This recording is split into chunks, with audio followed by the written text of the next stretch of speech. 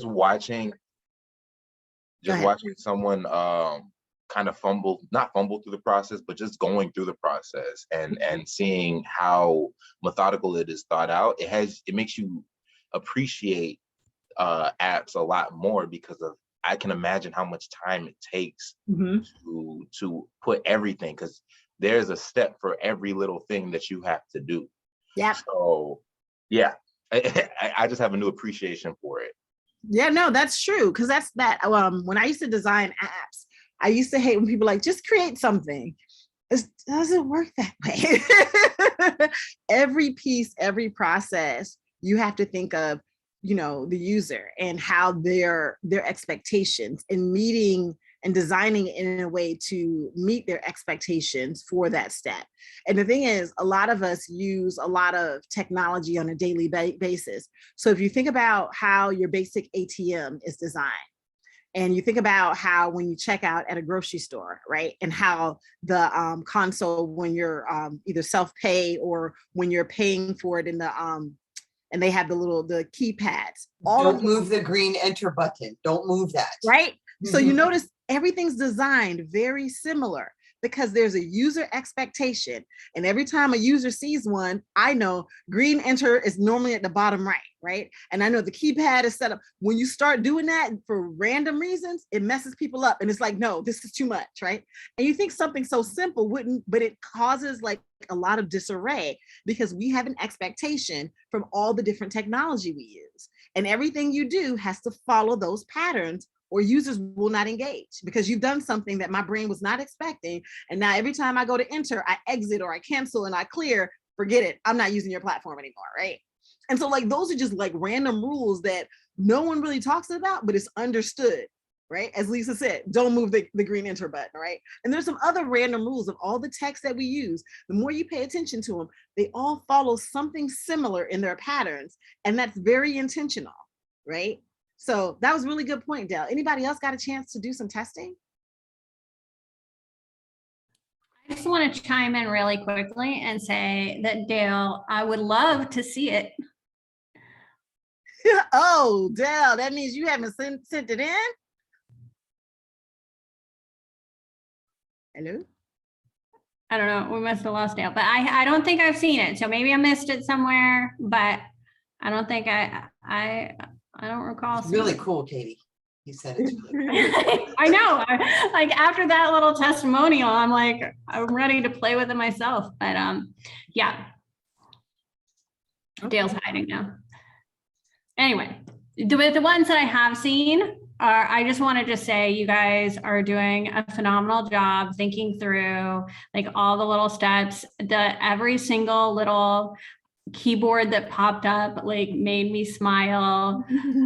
Like, Tisha actually did, I didn't tell Wanda this yet, I don't know if you saw hers, but she did a CAPTCHA and I was like, yes, I love it. so good. And it was like little trees too. So anyway, you guys are doing an awesome job with your prototypes for the ones that I've seen so far. So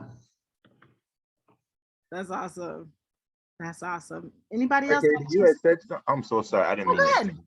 Katie, you had said something. You had faded in and out. I was trying to establish connectivity with my computer. Did you say something in regards? You said I'm hiding. I said, I did say, are you hiding now? I said, I would love to see yours, but I don't recall seeing it. So I'm not sure if I missed it somewhere, but it sounds like it's great. Sending. It wasn't sending, and I sent it to you through your email. I want to say it was you. I hope it was you. It was that's what I'm saying. It was. I'm reading right now. It was to. Oh Jesus. Yeah. No, it didn't. I think the file was too large, and it just wouldn't. I had an issue, but I will definitely try to email it to you again, because I know I sent it from my email. Okay, I will check my email again. But yeah, I didn't see it, so maybe it went in my spam. But I'm excited after that that last little story about someone using it. So. Thank you. Okay. All right. Anybody else got a chance to do some testing? Go ahead. Yes, I just had a question. Were you able to see mine? Because when I went on my website or on the YouTube page, it said that I had no views. So I was wondering if you were able to actually get my YouTube link. So yeah, so Chris, I wrote you back the assignment submittal. It was just blank. I didn't put a link in there. And so I asked you to please try to resend it. So if you want to put the like DM me now with your link, I will watch it right now. Okay, thank you. Of course. And Lisa? Yeah, I was worried. I feel I got so much help and I feel better about it. But when I did, I had 3 different people look at it, and either I didn't explain it right, or they were just, because I have it kind of in a booklet like, and I'm like, okay, it's like an iPad, pretend it's a website. It's it's a website. But all my people, they just like went, oh, okay, and they turned it. And by like the 3rd person, I said, it's a website. Like, is there anything on that front page that interests you that you would click on? And then go, oh yeah. Like, so it was very funny that I don't know if that was just my people. I think Lisa that it was in that booklet format, probably through some people.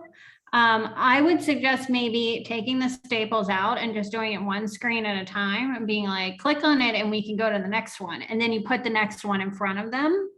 Oh, don't give them the opportunity to just peruse it. Yep, like they actually have to do something to get to the next one. Yeah. Oh, with my, okay, thank you. Got it.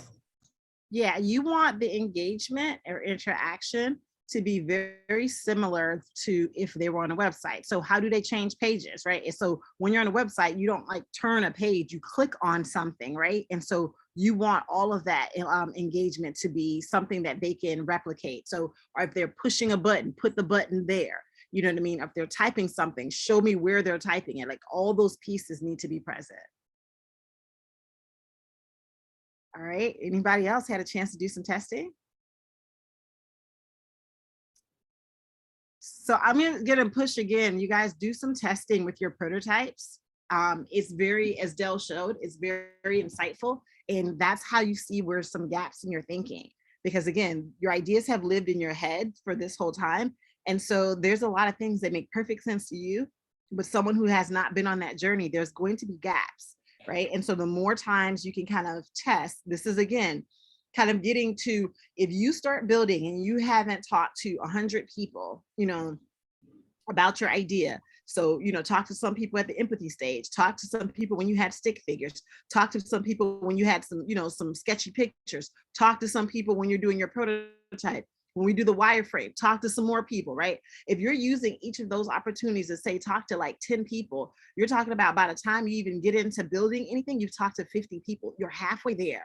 Right? And those 50 different people will give you some deep insights that you probably wouldn't have otherwise, right? That will give you clearer direction on what your customers truly want and how your solution is actually meeting that want or need. And so those are the things that we really want to make sure you guys capture. So we're gonna jump back into the business model canvas today. I'm going to pop on for just a second and say that, Chris, I love this little stack. And I love that so Chris did like these little, it's like the size of a cell phone, you guys, and it's awesome. And one of the things that I love, this is like Tisha's like caption, Chris has the time change on the different screens. So as you go through it, it's like 8 o'clock and then 8:01. Anyway, sorry, love the details, you guys. Awesome. And if you guys don't mind, I would love to kind of show some of your stuff in class. If if you guys are comfortable with it, so everyone else can kind of see what we're talking about in terms of how, the different approaches you guys are taking to this, if it's okay with you all. Mine, after taking another look at mine, I realized there were quite a few gaps in mine. Mm-hmm. Like being able to go back to a home page or being able to click on each item. Yes. I think there were quite a few gaps in mine. No, and that's good to realize. One of the biggest frustrations of most users of any platform is the ability to navigate. And so if I get to the cart to purchase something, but then, hey, I remembered something I needed to change in my profile, like my mailing address is not the same as my, credit card address, and I can't navigate back to that. That's frustrating. Or I want to add one more thing to my cart, but for some reason your quantity is only set to one and I can't do that. That's frustrating. You know what I mean? And so there's so many different little things in terms of navigating our platforms that make, we don't think through, that can really add some frustrations to our users. So that's a good point. Very good point. All right, so what we're going to do is we're going to talk a little bit more about the business model canvas, and we're going to do some, oh wait, no one answered my question. Are you guys cool with us sharing some of your prototypes so we can kind of see what we got going on? Okay, yes. Yes. Sorry. Awesome. So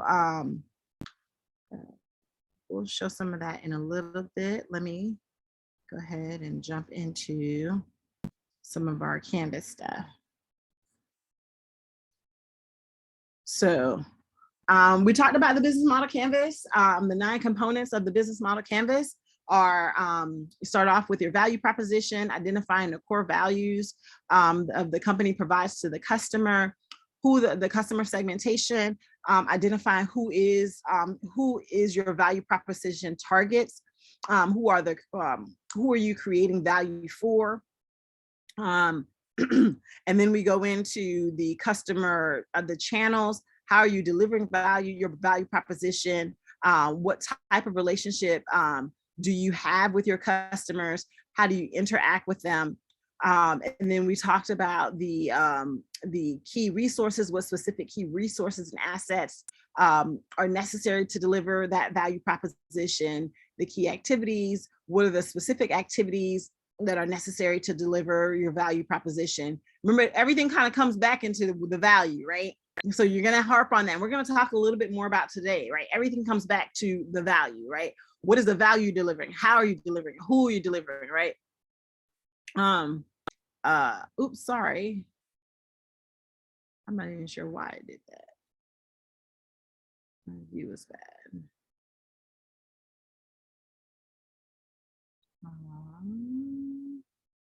It's super weird. I'm sorry, guys. I just realized the meant to present your view. Okay.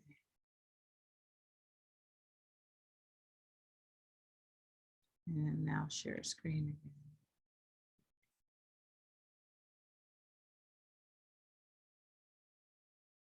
All right, there we go. Can you see my screen better? Yes. Okay, thank you. So after the key activities, the key partners, what key resources does the company receive from these partners? Cost structure, identifying the key costs, and revenue, identifying ways your value proposition generates money for your business. So I'm going to do a really basic example, and then we're going to have you guys do some interactions on your own. So this is a really practical example of the business model canvas. So this is a Kelly's lemonade stand. The value proposition: cold, tasty, natural lemonade on the go. The customer segment: park visitors. So Kelly's stand is inside of a park. So the park visitors are the customer segment that she's targeting. The channels: how she's delivering this through booth sales and through kellyslemonade.com. Her relationship is personal, right?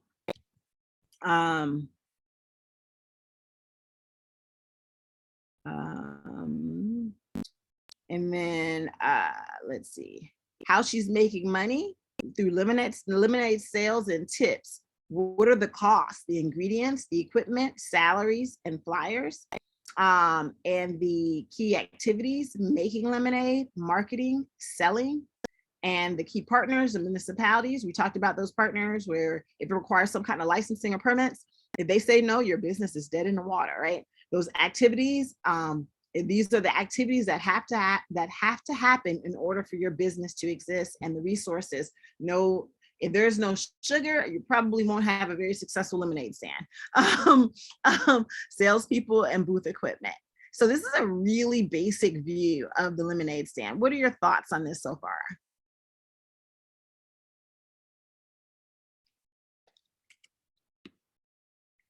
I had a question around why the relationships are personal. Because if she's in the park, she's meeting strangers too. Mhm. But I guess that's the, I don't know. Well, Maybe the value proposition. Oh, sorry. no, go ahead. I was going to try to answer Oh. your question, but you weren't done. Go ahead. Oh, maybe the value proposition was something about like being homey or, being like family, something like that I would understand it. Mhm. Yeah, so let's go back to this. So when you think about the relationship, what type of relationship do you have with the customers? How do you interact with them? And how does that differ from your customer segment? So do you communicate frequently with your customers? How much support does your company provide? And we'll see a couple other examples, but essentially what I think this means, and these are all different.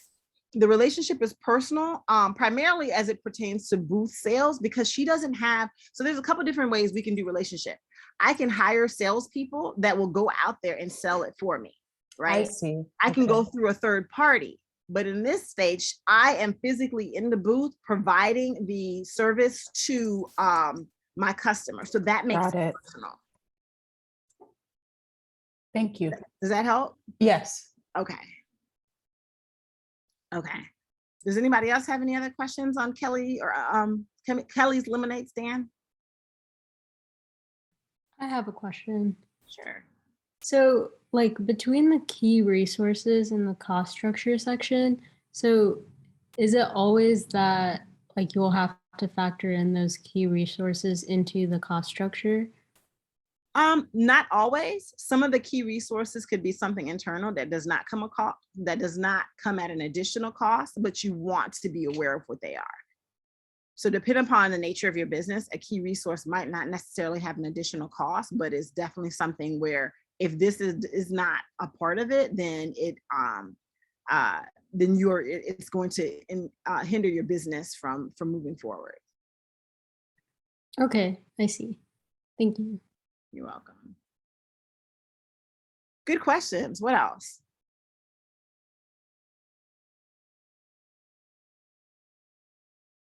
Any other good questions? All right, so we're gonna do a little activity where I want you guys to think through the business model canvas for something that most of us have some understanding of. So we all use a lot of, and that's the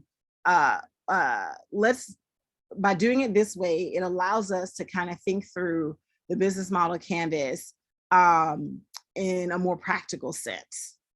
So I'm gonna pitch it to Katie for her to take us through a Keurig example.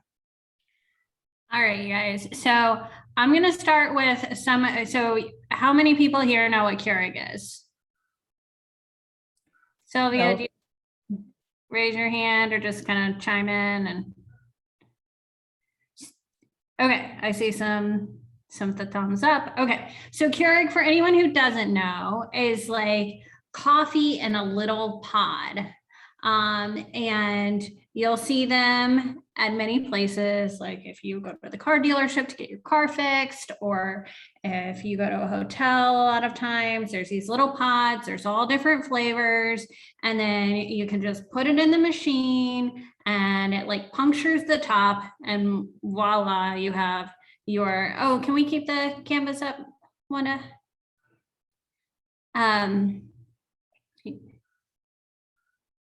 Okay, oh, great. And so it's just this little, does everyone know what I'm talking about now? They're the little coffee pods, and they also have specialty coffee makers. So what do you guys think is the value proposition? Like, what is the value that a customer gets from using these little pods versus regular coffee? Lisa, take it away. Coffee, fresh, immediate, and single serve, no waste. 1 cup fresh at a time. 1 cup, yep, fresh. Hygienic, Tisha Right. said. Sanitary, clean, I don't know. Clean. Yeah, not a whole lot of cleanup afterwards, right? Disposable. Mhm. Disposable. It costs less per cup of coffee if you make it yourself. What was that, Varsha? Sorry, I missed the beginning. Oh, it costs less per cup of coffee as opposed to like buying it outside. So maybe financially cheaper. Yep. So yeah, cheaper than going to like certainly going to get a cup of coffee someplace. I see Tisha said try one pot of each flavor. So yeah, so if you have like 5 people, right, who all want a different flavor, there you go. Exact measurement of flavor, not too strong. Love that. And they do have the different flavors. So they have like dark magic and things like that. So you can choose the kind that you want. Okay, so these are some great value propositions. So I'm gonna switch us over to customer segments right now. So what kinds of people are buying Keurig? Retailers, Okay. Coffee businesses, drinkers. Like single people who live alone, that's a great one. Mhm. The retailers, I like that. Like what kind of retailers? Can you give me a little better idea, Sylvia? say if you go to get your car repaired, they may have one of those Keurigs there that you Yep. can actually use it. Hotels have them too. Hotels. Offices have them too. Yes, offices do have them. They have them at my acupuncturist office in the lobby. Airbnb hosts and yep, and doctors' offices and all that. Okay, so leasing offices. So there's a lot of different customer segments. This is not just one kind of person who's doing it. A lot of these people are seeing the value of fresh coffee, disposable, not, you can pick whichever one you want. It comes out exactly right. It's not as expensive. Barsha, is your hand, I'm so terrible at noticing hands raised. Did you want to add something? No, I just forgot to put it down. Oh, okay. Sorry. I'm also bad at noticing if they've been up for a while, obviously. Okay, so what do you guys think are the key activities necessary for a business like this, for Keurig? Sourcing beans, like coffee beans. Yep, so sourcing, supplier stuff, yep. Quality, affordability beans. Packaging, What was Maybe- that? manufacturing, packaging. Manufacturing and packaging, yep. What kind of flavors do a lot of people enjoy? So like research and development, and that sort of thing, and market analysis, Distribution, of course. distribution, Quality control. control. It's food, so there's some legality, FDA, health things. Yeah. Maintenance, What? maintenance. Maintenance? What about like the financial side of things? Should that be in there? Oh, you got to have someone that they're doing accounting and all that. You've got to have someone doing that stuff. Marketing. So administration, sales, all that's under activities. Right? Marketing, partnerships, yes, absolutely. All of that is really critical. Sales people. Okay, so let's see. What are some of I want to pause really quickly. Someone mentioned FDA, and I'm not sure if that is a key activity. I would move that to a key partner because you're not doing you're not doing what am I saying?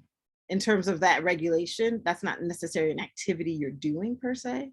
Does that make sense? It's an overarching entity or something, right? It's a partnership that you have to meet their requirements, but it's not an activity that you're doing. Right. Yeah. I mean, you do have to, like, that kind of falls into quality control, like making sure it meets the regulatory standards, that it's safe and hygienic and all that stuff in your process. But yeah, I agree with that, Wanda. FDA is definitely over in key partners. Since we just went to key partners, let's stay there. Who do we need? Who are our partners to make this, to make coffee and coffee machines? Engineers. Mhm. Manufacturer. What else? The suppliers of beans. Bean suppliers, there it is. Retailers to sell machines and pods. So like, yep. So like your grocery stores. And are you thinking about like your grocery stores and places like that where they sell, like Target, where they sell? Right. Okay, yep.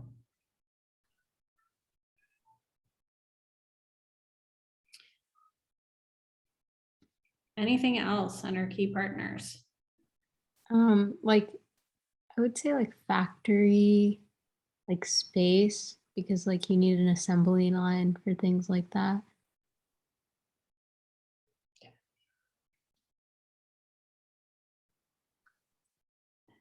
All right. And then those coffee brands again, because sometimes you'll see they'll have a Dunkin' Donuts, K Yes, cup I was or hoping someone Starbucks. would bring that up. Yes, different brands. So very popular coffee brands use Keurig. So there's partnerships that they have with like Dunkin' Donuts or other really popular brands. So absolutely, that was a great one. These And are your all maintenance, who's ever gonna maintenance if it breaks?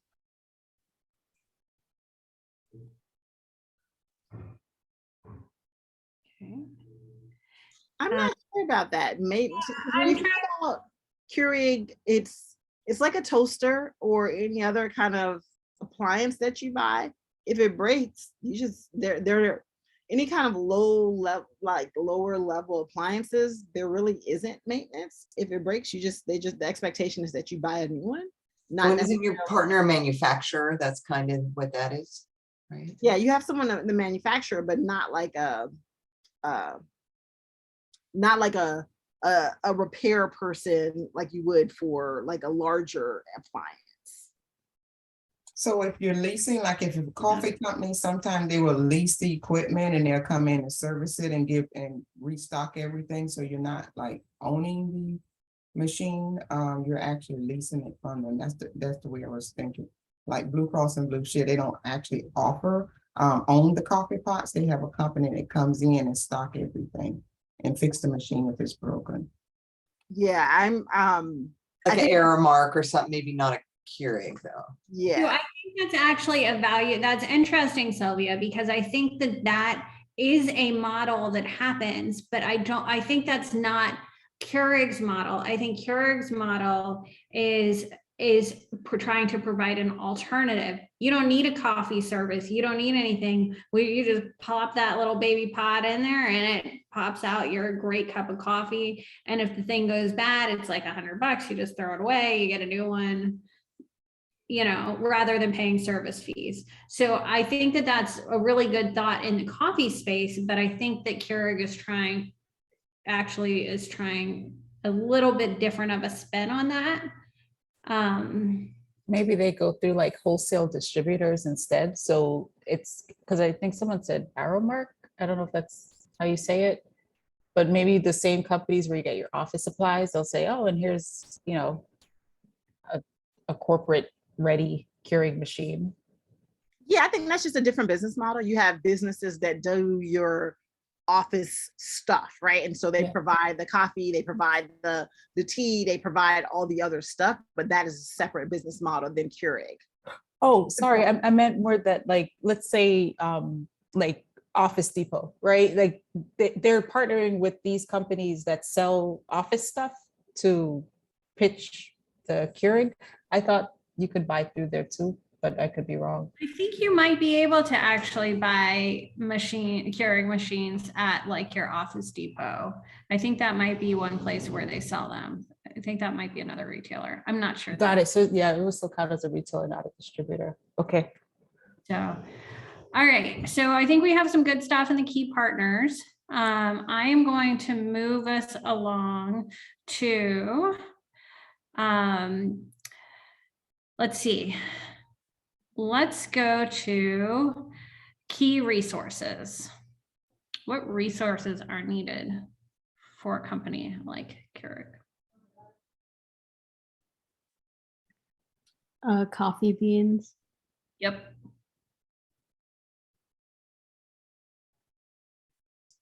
The space, the manufacturing space, offices.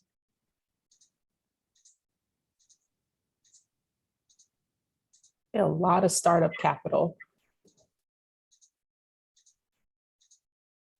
Licensing for getting their coffee from like different countries. Say that again, Chris. Licensing to get coffee from like other countries. Like out there. It was muffled at the beginning. You said licensing. Yeah, like outsourcing. Would a company like that have any, would they be doing anything around import export? Or are they just sourcing the beans from a company that already comes, like that does all of that already? They're just taking it and then perhaps putting, like they're purchasing it from wholesale manufacturers and then like roasting it, whatever the process is to get it down to a fine powder and then putting it in the in those cups. So I don't know how, to be honest, I'm not sure about that level. That's a great question. But I think one of the things that I really like about you bringing it up is when we're going to have you guys do this for yourselves, for your businesses. And there are different ways to approach things. And, you know, it could be that you source your own beans or that you get beans from other people that have already done all that work. So there are different ways to approach getting some of these resources. So that's a good thought. I have no idea what Keurig does, to be honest. So, but okay. Let's see, intellectual design patent. Lisa put in. Is it a resource? Resource. One, is that a resource? I feel like that might be an activity, not necessarily a resource. But is it a key activity? I don't know if I would call it a key activity, because you got to think about it in terms of key activities. If I did not do this, could my business still function? That's what I mean, like the intellectual property, is that not a resource, an asset? It is. So it is definitely a let me get back to you on that. Let me think about it. Because these are, and that's the fun part about this. A lot of this is not always cut and dry. So going back, and I'm looking at the key resources, we think about resources are needed to maintain that customer relationship. Does your company require a lot of capital or human resources? What are the resources? Your distribution channels. So when I think of resources, yeah, let me get back to you on that one, because I'm not exactly seeing that as a resource, but let me think about it. So even like when you guys do this, even if you put something in the wrong bucket at first, a lot of the value in this is really thinking it through and just coming up with understanding the pieces that are at play in your business. So, you know, that is an interesting thing, Lisa, and that's something, yeah, the intellectual property is interesting. I'm not sure if it goes in that bucket or somewhere else. We're gonna want to get back to us on that one. But yeah, that's a good thing to think on. So, okay, I'm gonna switch us to revenue streams. How does Keurig make money? Commercial. That was awesome. I got none of it, but it was awesome. I'll let you go first. I'll wait. Oh, I just said commercials. I think you spend money for commercial. Well, I mean, I don't know. I would think more so how they get money is through their little pods. They have special pods that is designed for a Keurig. So they go ahead and discover new flavors. That's how I believe they get their money. Yep, okay, so they sell their little pods. Then I would just like to point out that they don't only sell pods. They also, I mean, they don't only sell coffee pods. They See, Machine. yes. And those pods have coffee, tea, hot chocolate, lots of things in those Right. pods. So those are like kind of substreams, but those are They have accessories. I had to get, because I don't want the plastic pods, I had to buy this thing where I can put my own coffee inside of it, and it's like $20. It's so ridiculous. Yep, they have accessories. They even have I think they have cups and those sorts of things that sometimes they offer. They have different machines too, some are more advanced than others. Yes. So I have seen Keurigs built into the front, and God knows how they do it, built into the front of refrigerators. That's wild. Yeah, that's one. So working with appliance people, that's another revenue stream, letting them, I guess, I don't know if it's a licensing fee, that's what they do, but somehow they're making, I mean, those machines aren't going in there for free. I can guarantee that. Right. I wonder if the coffee companies pay Keurig to create K-cups for them, or if Keurig's paying the coffee companies. I'm not sure. The branded ones, you mean? Yeah, Right. that. Who is, They're getting a cut. or Someone. maybe they split it. Maybe it's both a cost and a revenue stream. I don't know. That's I'm not possible. even sure. I was wondering what they actually have a design patent on. Is it the cup or is Or it the machine. because I found third party little pod cups you can use too. So I'm assuming the machine is where they get most of the revenue from. And there are coffee companies that make cups that aren't K-cups. It's made of a fabric. So it's compostable. So they don't use the Keurig name in it at all. They just call them pods. Interesting. So yeah, they get around it. So it also depends on when Keurig patent was filed. Patents only last about 20 years. So after that, anybody can come up with the same version and call it something else. And it's no longer an infringement on the patent. So normally from the time a patent is filed, and you're actually hearing about it in mainstream, it's been in circulation for quite some time. One, because it takes the patent office a really long time to process patents, and two, it just takes time to get traction. So I just did a quick Google search, and Keurig's patents came on the scene. Their patent would have been at least the Keurig. Well, it says Keurig has 15 registered patents and 35 more pending. And so that's probably when you see the original machine, that patent probably expired. And that's when you're seeing these more advanced machines, because they're continuing to iterate. And with each iteration, they're filing more patents. But that's a whole different conversation. Just want to put that out there. That's really interesting. But yes, sorry, not to distract us. But yes, I think it was something else that one of you all said that was really fascinating about revenue streams, right? And so you can have, one of the things we talked about revenue streams last week was about that partnership where you have that residual, right? Where hey, if you use our cups, we'll give you a discount, and we get this kickback and you get this kickback, so everybody wins kind of a deal. So I'm sure there's a lot of different models of revenue streams with all these different partnerships that you all talked about. Back to you, Katie, sorry. Oh, no, that's great. Okay. So cost structure, what kind of costs is Keurig looking at? I'll put R&D down there too. Absolutely, employees, office, manufacturing. Workforce maintenance? Employees. I think marketing, I feel like Keurig has to market a lot because it's not a obvious machine to use. Like it requires some learning curve. So they probably do spend a lot on marketing.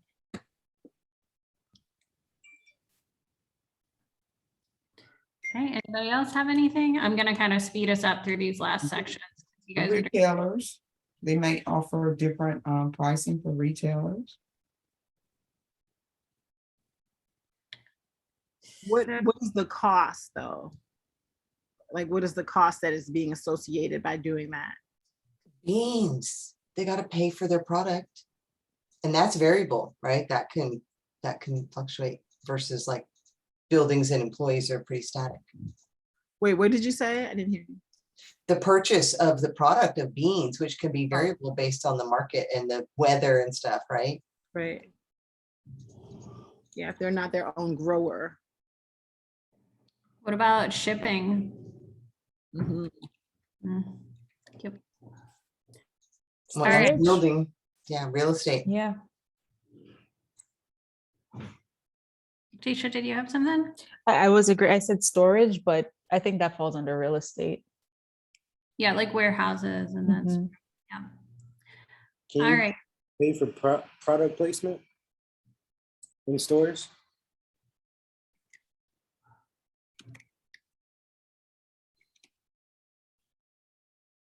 All right, you guys. We only have 2 more little boxes left, and I'm gonna speed us through them. So customer relationships, where are these customers interacting with Keurig? Grocery store. Offices. Homes. Like break rooms. I think it's mostly, Wanda, is it, and this, I probably messed this up. It's where they can buy it, right? Like is it point of sale places? Yeah. So you guys want to think of, when you think about Keurig in this particular example, remember we talked about different types of stakeholders. So who's purchasing and who's using, right? And so when you talk about the break room, the people in the break room are the users, but who actually is doing the purchasing is the offices, right? Those retail businesses or those on the retail, but those businesses are the purchasers, not necessarily the end users. So that is that customer relationship. So more like maybe the office manager, the facilities manager. Mm-hmm. Wanda, I thought it was more like online, like I thought that's what went in this section.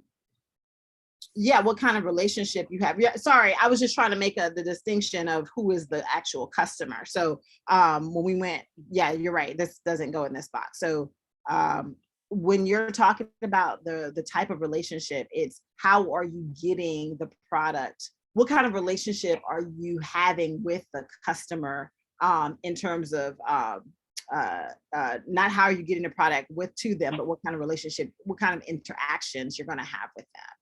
So yes, online.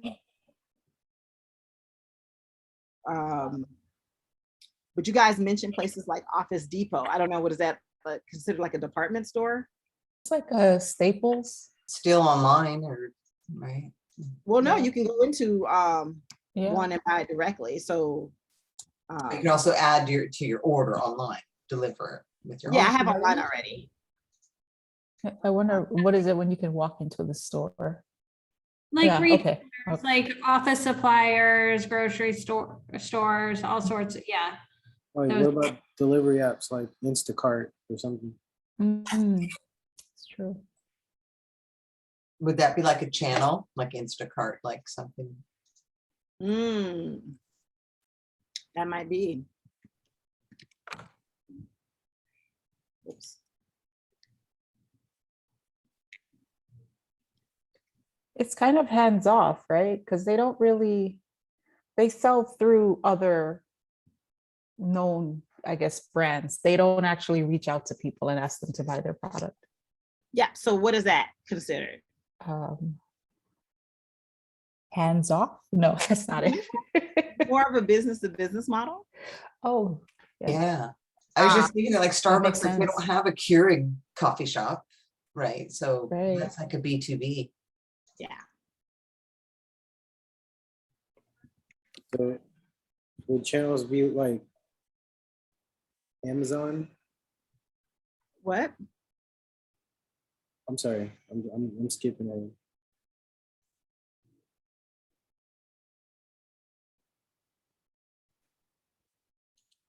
Okay. But I mean, people, it's not always just B2B, right? Like they do in some sense sell directly to customers. You can go in, well, no, that's still B2B because you can go into a store and buy Keurig, but you're not going into a Keurig store, right? Like, unless I'm wrong, because I apologize my ignorance. I don't know anything about Keurig.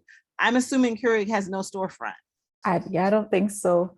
The only way I think you can buy directly from them is their website. Yep. So online and B2B is pretty much is really kind of the summation of their type of relationship. All righty. Now we just have the last one, channels. And channels are the way that it gets to the customer, correct, Wanda? Through which channels do customer segments want to be reached? How are they reach them? How are channels integrated? So you just got to think exactly to physically, like, so channels, and this is why a lot of people have moved away from some of this. Channels is physically, how does it get from Keurig to its customer, like logistical? Shipping and, through mail or. Or if it's business to business, wouldn't they would send it to distributors? No? Mhm.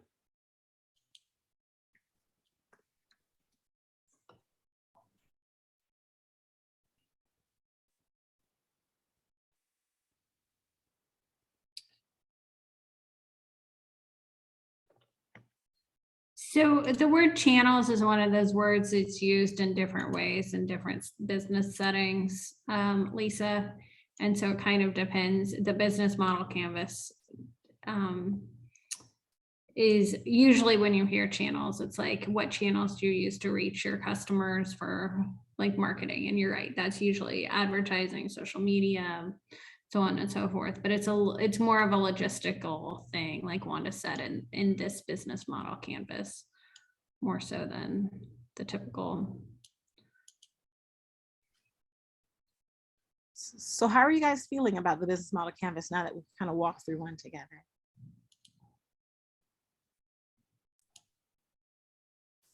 It is really helpful. It's a lot of details, but you need to know this. Mm-hmm. And so you bring up a good point, Atisha. It is a lot of details. And with each of the, the business model canvas is a way of simplifying a lot of work that happens behind the scenes, right? And so even though it just lists out customer segments, you guys went through a lot of work to figure out who your customer segments were, right? And that's how each box is. Like, you have to do the work to figure out what actually goes in that box. And it's just going to be like a short summation of all the work that you're doing, but it takes a lot to get each of these boxes filled out. And so with each one of them, it does force you to think, well, really, how am I getting this to my customers?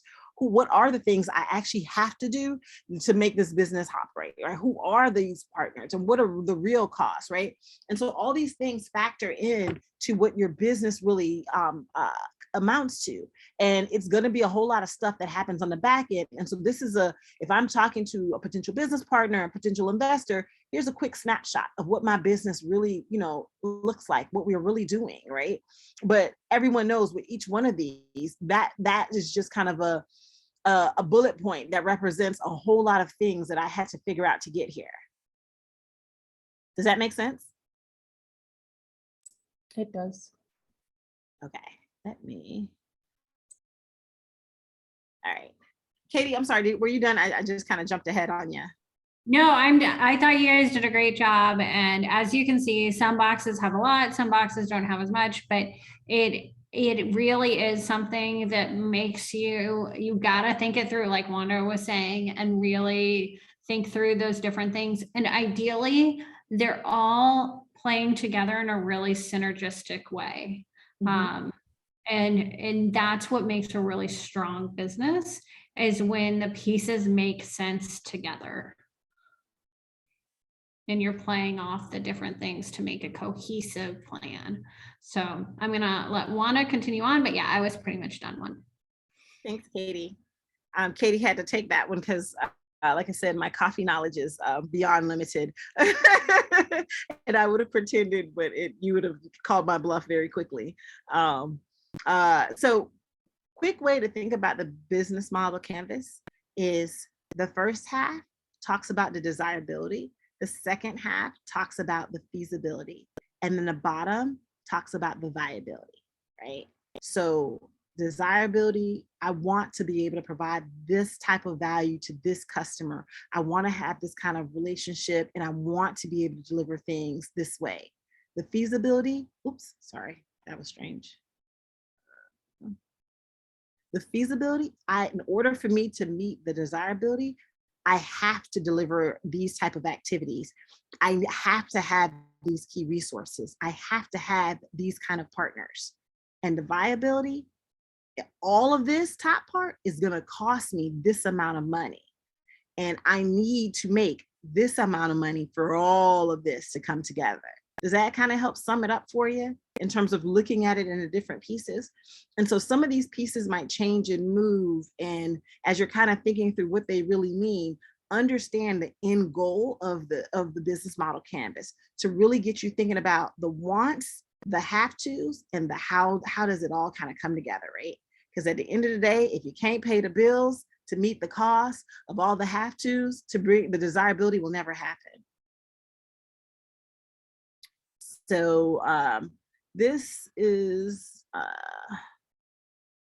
I'm gonna skip over this one to get to one that I like better. So this is Gillette. Gillette is interesting. It is another interesting business model canvas I like to look at. I'm not sure if you're familiar with Gillette. They're a razor company. Gillette kind of was one of, their innovation was really interesting because they were one of the first companies in terms of razors that came up with the disposable blades. And so that was kind of their claim to fame, where they had this unique razor handle and these disposable blades. And this isn't the best business model canvas to look at because they're like, again, a lot of these you see there, you'd be like, how does that fit in that box? It pokes some holes, but you'll still get the gist of it. But I think that's the interesting is they have two different values. Their customer segment is kind of mass customers. That's pretty broad because when you say mass customers, I don't know any 5-year-olds that are using Gillette razors, but that's another conversation. So I would always push to be a little more specific in your customer segment, but that's okay. Their retail, their channels is retail. Relationship is built in, locked in. And I think what this is essentially saying is the relationship they have is wanting to, by buying the handles, they keep the relationship they want is that you're constantly coming back to them to replace the blades. And so that pipeline of you have a customer for life, essentially. The key activities they're doing is marketing, R&D, logistics. The resources is their brand and their patents. So that goes back to what you were saying earlier, Lisa, in terms of patent fits under key resources. For this one, it does. For key activities, the manufacturers and the retailers, the cost is the marketing, the logistics, and manufacturing and R&D. The revenue, they have two revenue streams, one for the handle and another for the blade replacements. Let's look in for a second. Questions on Gillette? Yes, I have a question. Sure. What is relationships and built-in locking? Like, what can you explain that? Yeah, that's what I was just trying to explain. Where the relationship that they're trying to establish is you are, where customers will be repeat customers. So by selling the handle and the blade separately, they want a customer relationship where the customer's coming back, is constantly, is frequently, frequent blade replacements. So the customer, so it's instead of a one and done customer, they're trying to get built-in, locked-in customers who have that relationship where they have to constantly come back to buy a blade for their handle. So basically that relationship of a repeat customer is kind of is built into their model. Like Apple. Say it again. Like Apple. Yes, we know Apple. Apple Mafia, which is funny because that is my next example. So Apple Mafia has so many different that we can go into, but Apple makes sure their products only work with their products. And oh gosh, this doesn't come out really big, so I'll blow this up. But Apple has very yes, Dale, you brought up a very good one. So Apple's value proposition is premium, high-end products and experience. Oh gosh, I can barely. Ecosystem of interconnected services, access to iPhone, iPad user base. Their customer segment are product buyers, service subscribers, app developers, music and video producers. And this is just kind of one example. I think you can do several different business model canvas for Apple products per se. And so this is probably something very specific. The relationship is Love Brand and Apple Care. I ain't gonna lie, that Apple Care keeps me in the pipeline. Like I'm hooked on the fact that I break things very frequently, and knowing that somebody is not gonna ask me a whole lot of questions but fix it. Yeah, I've drunk the juice. The channels is Apple stores and Apple iTunes. Their key activities, new product development and marketing. Again, intellectual property is their key resources, and their brand. Everyone knows Apple by their brand, and so that is definitely, a key resource for them. Their key partners are cell phone carriers, manufacturing partners. I don't know why they put mostly Chinese. Operational costs and marketing and branding are their main costs, and revenue, product sales, service subscriptions, app and media revenue. And again, this is one very simplified version. I think you can do a couple different models for Apple's for their different business units. But yeah, they definitely have that same thing. We get you in the door and nothing else is going to work for your product from us but something from us. So you have to come back. Oh, you bought a phone, you want headphones? Oh, there's an Apple product for that. Oh, yeah, there's an Apple product for that. So it becomes this kind of constant pipeline of, you use one thing from us, you're going to have to buy something else from us. Is a business model that I struggle with, but apparently I am locked in, unfortunately. But yes, that's a very good point, Dale. Another example is business model canvas rovers, or dog walking service. This is for a dog walking service app. So they provide, this is targeting pet parents that love their dog, pet sitters and dog walkers to start their own small business via Rover platform. And so this is an interesting app because it has two distinct, so it's the end user of the pet parents and the people who already have a dog walking service that they want to basically have a way, an app or platform to help regulate their business. The customer is pet parents without time, or pet sitters and dog walkers who want to start their own business. The customer relationship is get premium insurance, 24/7 customer support, safety first.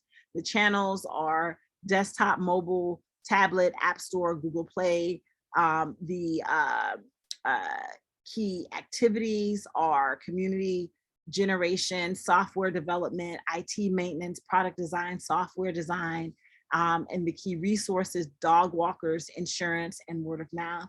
Key partners, dog walkers, dog walker volunteers, investors, insurance, animal rescue foundations, technology providers. And the costs are dog walkers percentage, IT service staff and marketing. And the revenue stream is the service of transaction. Is their only services, the services that they provide and the percent they make on the transaction. So I purposely put that in there because I know some of you are more service-based. So I wanted to kind of show you one that's a service-based. And also they're using a tech platform. So the app is to help people who provide these services a way of kind of having a uniform platform. So a dog walker is essentially their main customer, which is, dog walking is a service, but they're having an app to streamline their business is what they're kind of providing. And so I wanted to kind of give you guys that as a point of comparison. This is another service one that opens up an app. Let me see how we doing on time. 7:30. Okay, I think we're doing okay. Let me see real quick how much. Oh yeah, okay. I'm gonna do one more, and then and then I'm gonna break for you guys to do some work. All right, so last one is Yelp. Have you all used Yelp before? Yeah, okay, awesome. So Yelp is a platform that you can rate various types of businesses. So they primary customers are local businesses. So then they have them segmented based off of location, category, price category, opening hours, meal types, features, vertical. So Yelp is was mainly started using to rate like eateries, like various types of eateries. So kind of where you want like local eateries, and they're rated by people who service those businesses. And so the users are segmented based upon the demographic, frequent location, interest, and spending profiles. A value proposition for the small businesses is additional revenue, listings and promotions, special offers, gift vouchers, and for content creators, engagement funds, social exchange, and for users discovery, discover more choices. So Yelp has essentially two audiences: the people that are posting the comments and reviews, and businesses themselves that are posting their businesses to be listed there. So they do sell like ads and stuff. So space where your business can be like featured on there as well. Their customer relationship is proactive communication, responsive to issues, manage legal cases. That's strange. Provide transparency, manage brand image, build on community. The channel is primarily the Yelp app, web pages, Facebook pages, emails, notification, experimental channels, car, Navi, wearables, virtual home assistants. And I won't read this whole thing because we've gone through a few of them. I just wanted to show Yelp, since this one is a little more detailed and you can kind of see how they break down a couple different things. So we won't go into a whole lot about their key activities, resources, and partners, but I wanted you to take a look at their cost structure. So a big cost for them is sales and marketing, general admin, and the cost of revenue is about 9%. So infrastructure, operations, salaries. And then for revenue, they have revenue by product. So from the ads that they sell, the transactions that they make from people who use their platform. And then they have revenue, and that's kind of by vertical. So home and local restaurants, fitness and beauty, health, shopping, and others. So that's just kind of a quick summation of Yelp. Any questions on business model canvas? I tried to show you guys a lot of different variety, just so you can kind of see yourself or some pieces of how you think about your business here. Questions so far? I have a quick question on just looking at this one. Do companies or business owners do this exercise even after the business has been up and running for a while? Yes. If you look at some of the most popular businesses and you find like an old business model canvas, or just even a year or two later, the business model canvas will be very different. It's actually advised, and you brought up that question at a perfect time, that you're constantly iterating on your business model canvas, because everything about your business is a test. Even as your business is running, you're testing new markets, you're testing new groups, right? What are some revenue, like, hey, I have these 4 things as my streams of revenue, but one of the 4 is like slamming everything out of the park. I'm getting, and you see how they have percentages here, I'm getting 40% of my business from this one revenue source. I need to reassess my business in terms of making that a priority.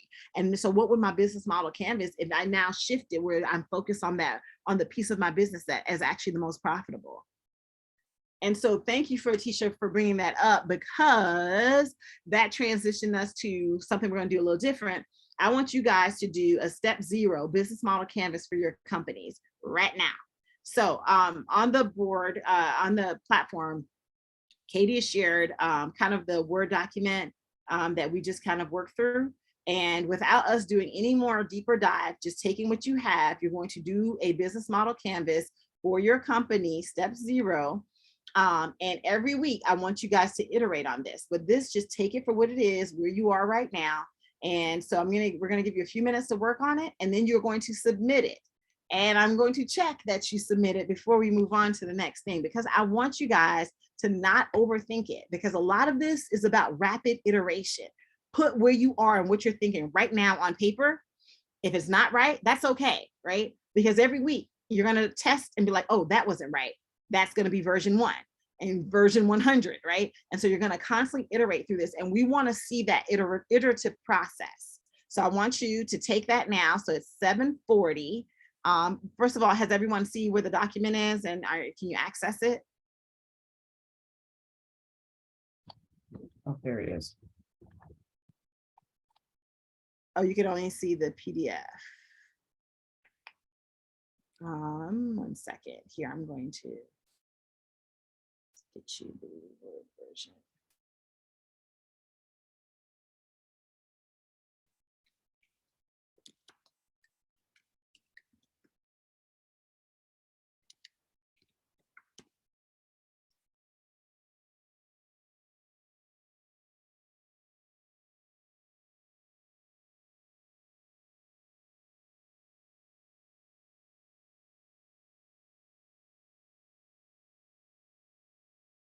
Okay.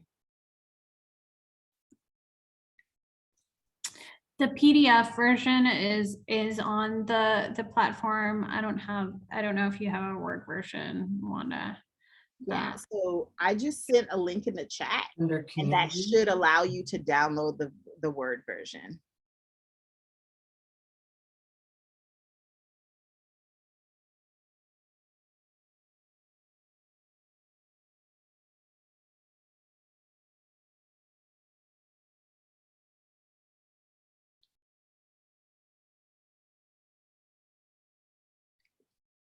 Let me know if you guys can't access that.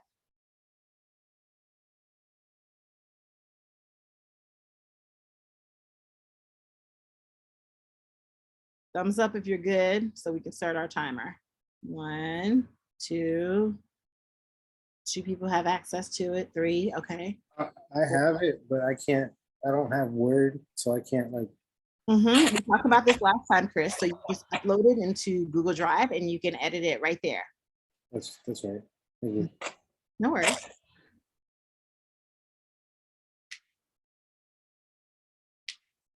All right, since everyone have it, I'm going to give you guys about 10 minutes, and it shouldn't hopefully take that long to work through it and submit it.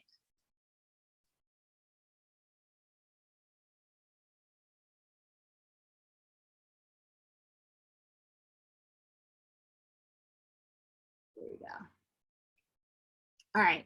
So what we're going to look into, a big part of the business model canvas, as you have seen so far, is is the value proposition. So we're going to do a little deeper dive into the value proposition, just because as we went through before, you notice a lot of the things, all the elements of the business model canvas really come back to the question of how are you going to deliver it? How much is it going to cost you? What are you going to, all the things come back to making sure the value proposition actually happens, right? Because that's the catcher. The value proposition is a lot of the same. It's just a different language of the things that we talked about during the design thinking phase, when we were asking questions like, hey, like why should our customers care about this? And what are the things that they actually want to see? And what are their goals? And what is it they're trying to get done? All these things are what the value proposition are getting at the heart of. right? And so it's really about being able to deliver that. And so remember we said having an innovation isn't your company, right? Your company has having an innovation is not the business. The business has an innovation. And so this is really at us getting around the whole business model canvas is how guaranteed are you that you can actually deliver what you promise, right? What is it going to take for you to deliver what you promise, right? And really putting that into perspective. And so the value proposition is always really interesting. And we're going to talk about it a little bit more, but I like to always start off with some really basic ideas of the value proposition. Let's think about some things that you guys buy. What are your favorite things to purchase? Anybody's into shoes, clothes, cars, vacations. What are some things that you purchase? Farm tools. Coffee. Farm tools, coffee. Snacks. Right. What else you said? Snacks. Snacks. Okay. All right. So tell me about them. Like for the things that what's your go-to, right? Like I'm sure there's a lot of different farm tools or different coffees or snacks, but what is your go-to, like particular packaging brand? What is it? What is your go-to item for any of that?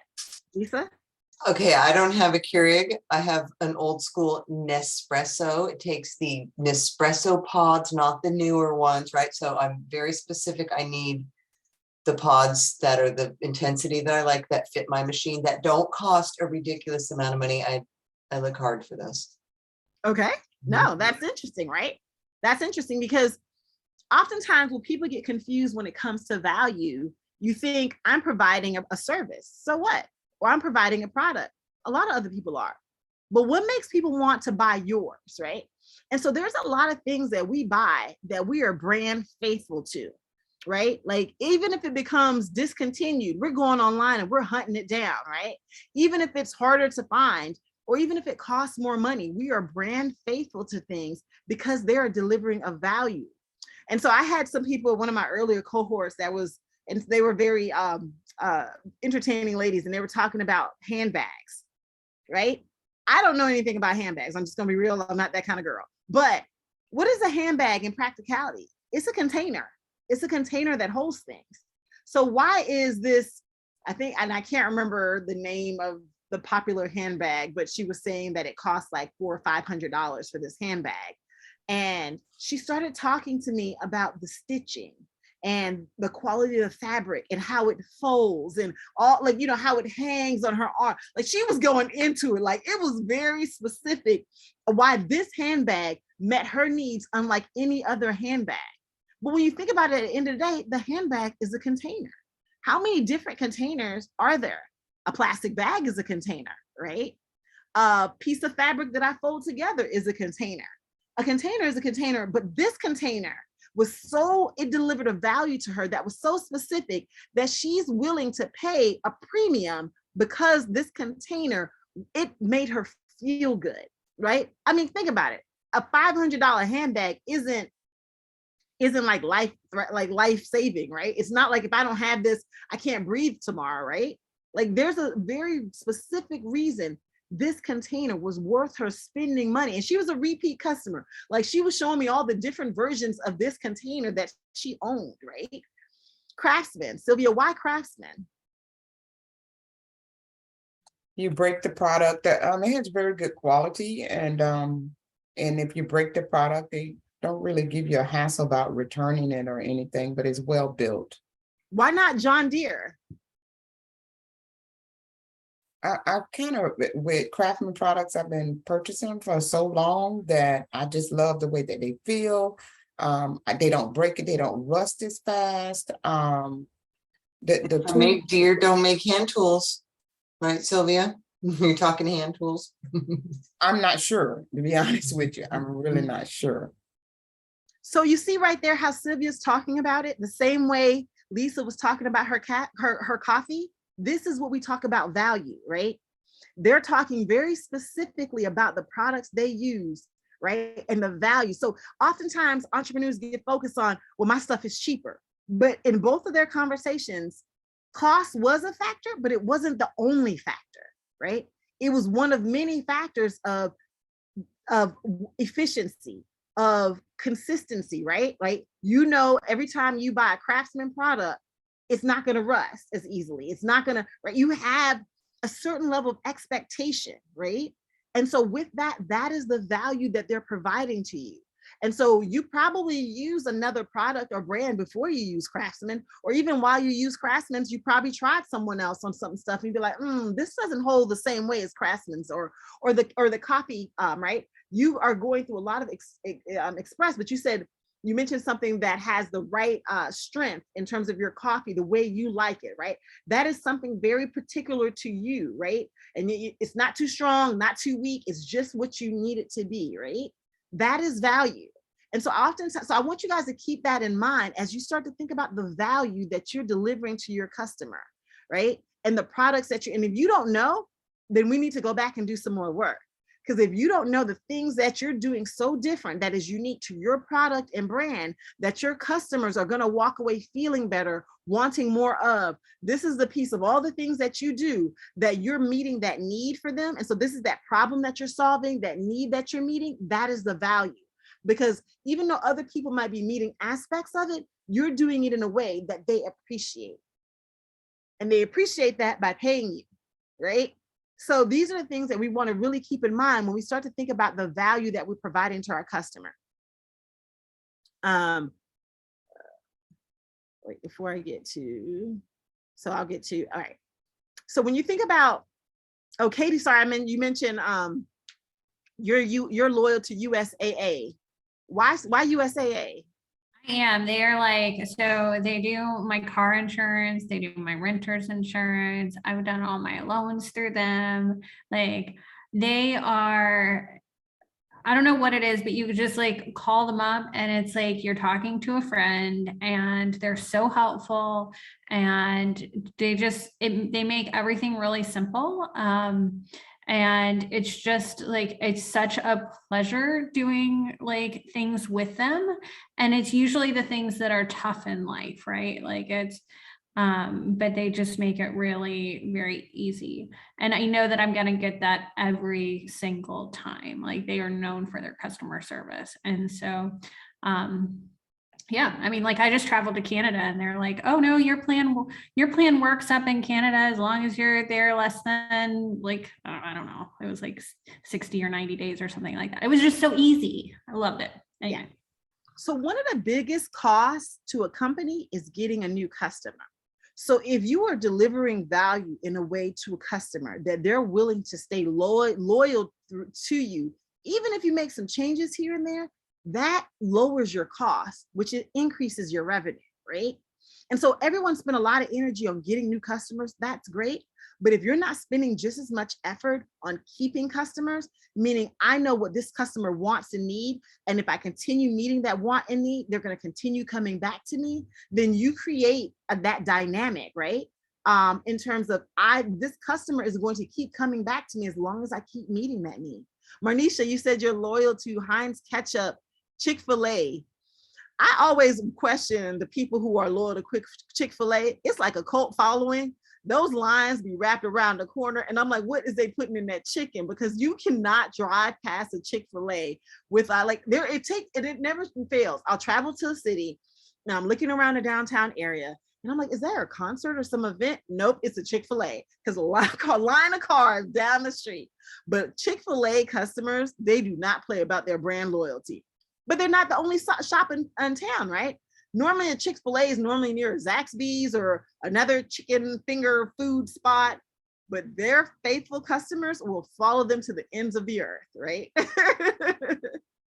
Same thing about ketchup. Everything, some of it is personal preference, but people are loyal to you if you are meeting a need for them, solving a problem for them, right? You slept in a Chick-fil-A parking lot. We gonna have to talk about that, Katie. That's that's another level. It's like the first 20 people in the morning got Chick-fil-A for a year. And I was like, it was my first job out, I was working my first job after undergrad, and I was like, yes, I'm doing it. And I got it. Now I never want to eat Chick-fil-A ever again. Random. Awesome. Okay, so let's think about a couple of things. So when you think about a great value proposition, It's embedded into the business model. So your value proposition is essentially what your business model is built around. It focuses on what matters most to your customers. It focuses on unresolved pains, targets few jobs, pains, and gains, but extremely well. So this is not about solving every possible problem or gain or need of your customer. It's finding those few pain points where you say, okay, I might be able to solve some later, but these are the one or two, right? Remember when we kind of did our ideation stage and we said these are the top three, right? At most, we're going to focus on those top three. If we do those well, we can add on all the other stuff. And that's how you create brand loyalty too, right? If I do the one or two really, really well, and I got those customers locked in, I can start adding on the other features because I've already known how they're responding. I already have them in my pipeline. And I can add on stuff and test out stuff with them. And they're gonna be like, oh yes, you're solving more of my problems. I'm gonna keep coming back to you because you get me. People like to feel understood and seen. If your product or service is doing that for them, you have them locked in. And it's that much easier to keep that customer in that pipeline, right? So number 5 goes beyond goes beyond functional jobs and addresses emotional and social jobs. Align with how customers measure success. You need to know your customer and what they measure success. And remember I said like cost isn't always the only thing for them. For some of them, it's a non-factor. I bet you the lady who buying $500 purses, cost isn't as big of a factor to her in terms of what container she keeping her keys and whatnots in, right? Focus on jobs, pains, and gains that people will pay a lot of money for. Differentiate from competition. And I know sometimes the things that drives us, the things that we're passionate about, we want to make sure that's what people are willing to pay for. Because there might be aspects of your business that you're like, save the puppies by doing X, Y, and Z. And people like, I honestly don't care about the puppies, but doing X, Y, and Z sounds interesting. You can't be like, no, you can't do X, Y, and Z unless you're saving the puppies. If they're willing to pay you for X, Y, and Z, let them pay you for X, Y, and Z and save your puppies yourself, right? Like you want to make sure that you are focused on what they're willing to pay for. And if it does not connect with your passion, that's okay. That's a pivot that you have to be willing to make, or you have to think about your model differently.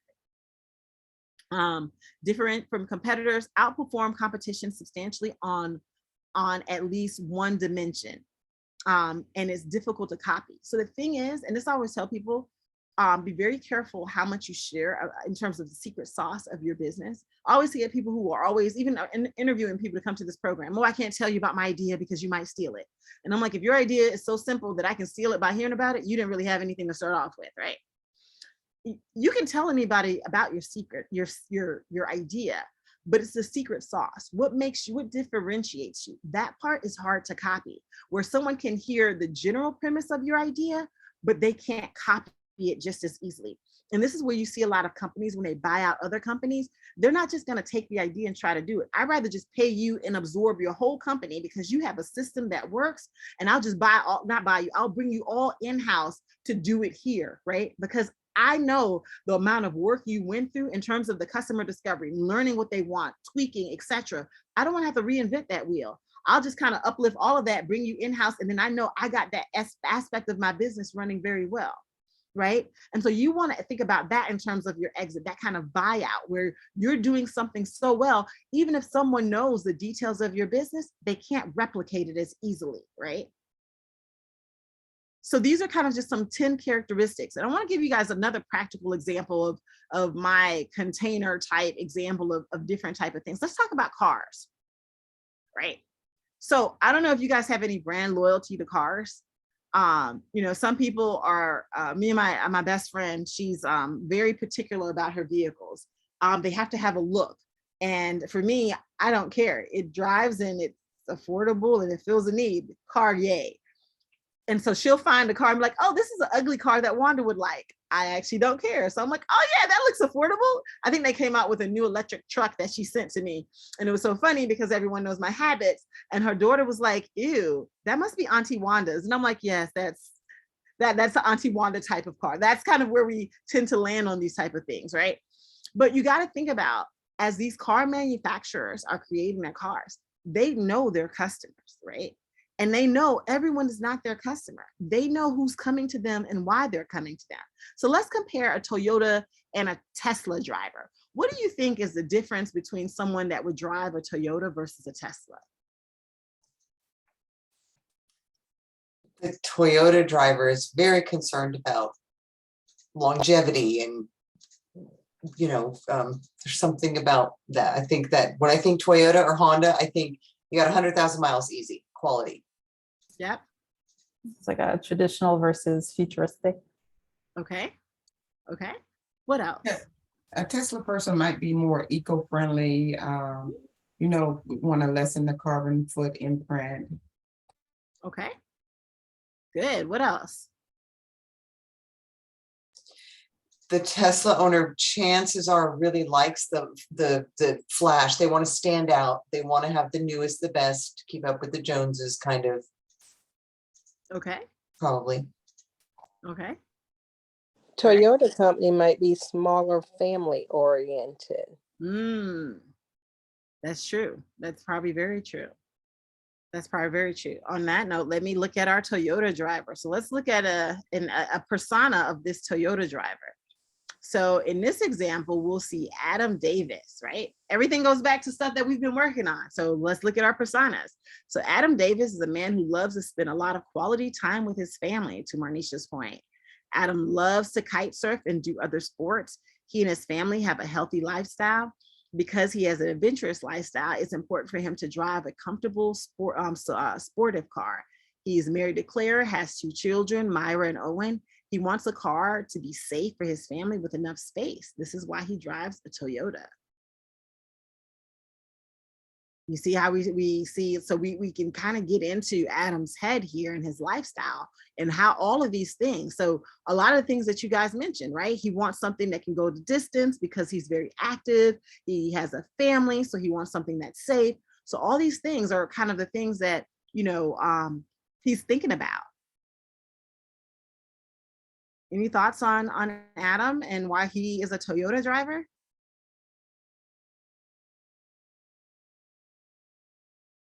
All righty. Now let's look quickly at our Tesla driver. In this second example, we got Robert Johnson, a man who lives on the road for his work. This is why it's important for him to drive a sustainable and safe car that is super comfortable. In his free time, he loves to spend time with his family and golf with his friends. So he's also a family man. He's married with Susan, who's a marketing manager, and they have 2 daughters who are in college. So they don't have younger kids, they have older kids. He wants to enjoy life in a sustainable way. And that's why he drives a Tesla. For him, it's more about sustainability and the environment. So we start to see some differences there. And Tesla guy's over 10 years older. Tesla guys, 59. Our Toyota driver was 43. Their Tesla guy is worried about climate change or the negative trends. His fears are getting sick. Both of them are worried about climate change. But the long distances, so he's saving, probably charges overnight, wakes up every morning with a full tank, kind of. But we start to see how these things, right? And so again, a car is a car is a car, right?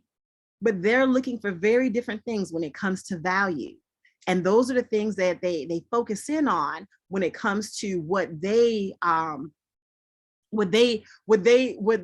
looking for in terms of, as they start to distinguish what kind of car is right for them. Shoot, we are about out of time. Okay. So we didn't get a chance to go through the value proposition canvas. So I will briefly bring that up, but the value proposition canvas essentially is us breaking down the value proposition, but looking at it kind of a deeper dive into that. So let me show you that really quickly, and we'll do we'll do a little bit of it on Wednesday, just so you guys can have a better sense of it. Sorry. There we go.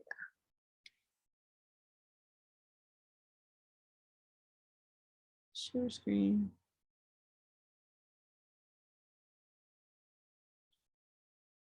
All right. So value proposition canvas is essentially where we're looking at the left and the right side. So the right side, you always start from right to left. And so you're looking at what gains are you providing your customer with the value that you're providing? What pains are you, I'm sorry, let me back up. What gains is your customer seeking? What pains are your customer experiencing? What jobs are the tasks that your customers have to do? And you want to try to get a fit with the left and right side. So your product or service is providing what gain creators. And so essentially what you want to do at the end of this, it's providing what gain creators and what pain relievers. And so what you want to be done after you've laid out both sides is you want to be able to draw a line directly. My customer wants this gain. I'm providing that with this aspect of my business or product or service. My customer has this pain, and this part of my product or service is providing a relief to that pain.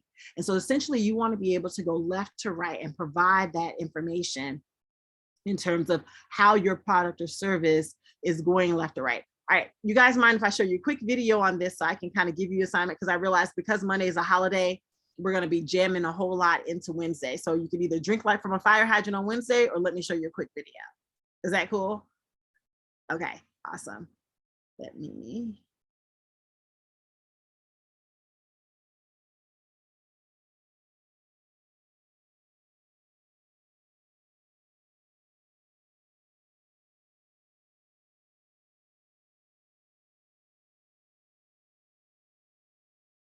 Where's my sound?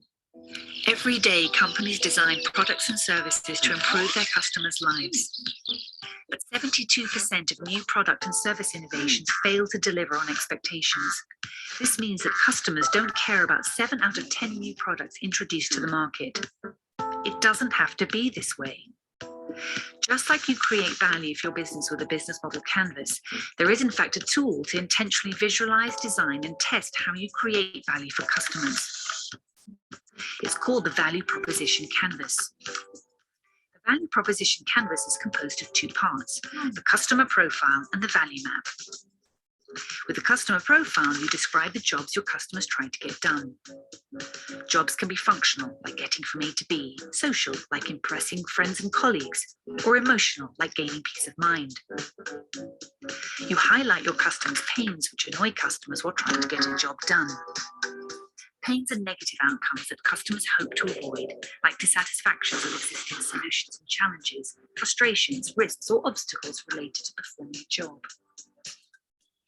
Outline customer gains, which describe how customers measure the success of a job well done. Gains are positive outcomes that customers hope to achieve, like concrete results, benefits, and even aspirations. It's the customer profile to visualize, test, and track your understanding of the people or companies you intend to create value for. It's a map that becomes clearer the more you learn about your customers. The second part of the canvas is the value map. With it, you list the products and services your value proposition builds on. You describe in which way these products, services, and features are pain relievers, how they eliminate, reduce, or minimize pains customers care about, making their life easier. You outline in which way they are gain creators, how they produce, increase, or maximize outcomes and benefits that your customers expect, desire, or would be surprised by. The value map makes explicit how your products and services relieve pains and create gains. Use it to design, test, and iterate your value proposition until you figure out what resonates with customers. You achieve fit by creating a clear connection between what matters to customers and how your products, services, and features ease pains and create gains. Great value propositions target essential customer jobs, pains, and gains, and do so extremely well.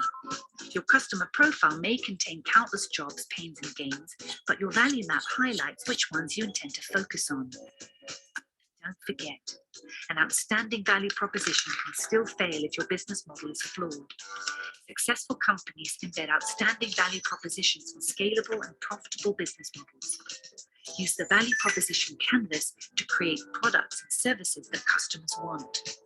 Get started at strategizer.com. All righty. Hopefully that helped drive home the same things I was saying. Any questions on that so far? So one of the things, can't get out of here. People sometimes do that. There we go. Struggle with is the jobs. And so we'll have more of this conversation on what those jobs might be, but I want you to take a stab at it on part of your homework is to work on the value proposition canvas. I have another quick video we can go to if you want to. We can leave it alone. This uses Uber as an example. And we can have more conversations on it during next class. But I do want you guys to kind of take a stab at it, and we can work on you submitting it. And so we can kind of get a first pass. But I want you guys to feel comfortable. So we'll do more examples in the next class. We'll also have a speaker in the next class. So we'll only do a part of the time of the wrapping up the value proposition, and then the speaker will get into some other pieces. So are you guys, how do you feel about it so far? So far, you feel like you can kind of tackle it? Okay, so one of the things that you will see in your resources from today will be editable, and it's using that same link. So you should be able to edit the value proposition canvas. And we'll also add the link if it's a PDF so you can download the Word version. But it's essentially the same thing that we saw. This is just more of a Word version of it. So again, you always work right to left. So describe the things your customer's trying to get done, the gains, the pains, and then the product or service that you're trying to provide, the gain creators and pain relievers. And you work from right to left, fill it in, see where things align, and do your best. And like I said, we'll talk about it some more in Wednesday's class. I just wanted to at least introduce you guys to it so you can kind of take a stab at it. So far, so good? All right. I will update the website so you guys can see that assignment and submit it. Right now, it just has like mark complete for this week. So just wanted to let you know, we will add it, like Wanda said, in the Word document, and we'll also add the it as an assignment. Yeah, so you'll get that. That's my apologies for getting last minute changes, so they're not there yet, but Katie is going to get me right and get everything live to you. So you should see that update soon. Questions? All righty. Well, I will see you all next Wednesday, since Monday is a holiday. So enjoy your 4th, be safe, and Wednesday, be ready to get the ground running. And because Monday's a holiday, Wednesday's class will go a little bit longer. So be prepared for that. But this is our last holiday, so we should be back to normal after that. And hopefully we're a little bit behind on stuff, so we'll be trying to jam it in there, but it's all good. We're going to get us there. So have a good rest of your week, and take care. Bye. Good night. Thank you so much. Good Good night. night. Thank you. Happy holidays. Yes. Bye, everyone.